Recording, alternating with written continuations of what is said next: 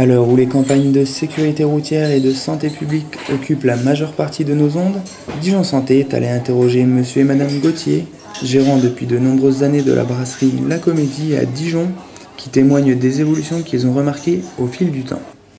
Auparavant, on allait plus travailler des alcools forts et maintenant on est plus axé sur le vin, entre autres ici à la Comédie, donc les apéritifs sur le vin. Et puis au-delà de ça, je veux dire, la jeunesse s'installe pas mal aussi. On travaille l'anisé, mais beaucoup moins qu'avant. On va travailler du kir, par exemple, puisque c'est aussi en même temps l'apéritif régional. On va travailler pas mal la bière et après on va se décliner beaucoup sur le vin au verre, le vin en bouteille, quoi. On va plus délaisser tout ce qu'alcool fort, ce qu'on a pu travailler à l'époque avec la jeunesse même, les bouteilles de whisky, les bouteilles de vodka, les bouteilles de gin. Maintenant c'est plus quand même confiné, plus, j'allais pas dire dans l'intelligence, mais je veux dire dans le raffinement. Le problème c'est que maintenant, je reviens au vin, le féminin boit plus de vin qu'avant, était plus cocktail. Maintenant les femmes se mettent au vin, je veux dire, plus qu'avant, je veux dire.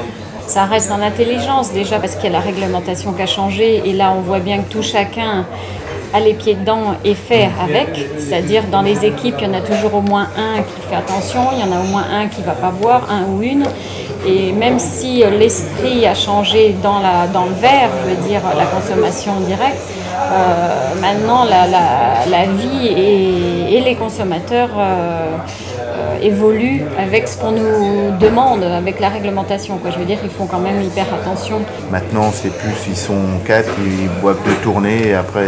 Voilà, ça fait partie maintenant, en même temps, on développe plus l'apéritif dînatoire, puisque la consommation n'est pas la même. Là, on fait plus sur de l'apéritif comme chez soi, avec diverses choses sur table, et c'est ce qui fait le petit côté convivial, le petit plus, et puis en même temps, ce qui peut soulager la consommation, l'accentuer et la soulager.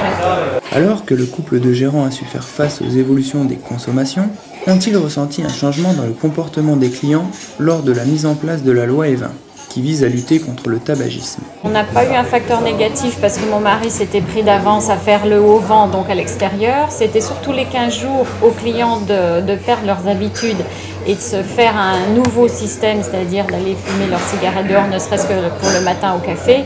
Donc là, à ce moment-là, moi je leur disais, vous compliquez pas, prenez votre café à l'intérieur et quand vous allez fumer, vous avez les manches debout devant, hein, c'est les tables sur hauteur, avec les cendriers, et puis voilà. Et finalement, au bout de 15 jours, tout le monde s'est pris dans l'habitude de cette réglementation, même si c'est certainement pas évident dans tous les établissements, dans tous les gens qui n'ont pas de terrasse, des abris et ainsi de suite pour pouvoir sauver la mise, si on veut. Mais en ce qui concerne nous, notre clientèle, les gens s'y ont très vite habitués, s'y sont très vite habitués et de toute manière, il n'y avait pas le choix.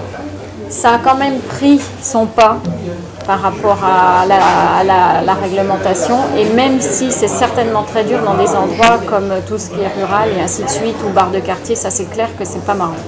Pour eux, c'est pas marrant. Après, nous, on avait fait l'installation, donc c'est ce qui nous a sauvés de pouvoir, faire bénéficier aux clients, d'avoir l'endroit de continuer leur plaisir. Une réaction? Un témoignage? Commentez ce reportage sur dijonsanté.fr.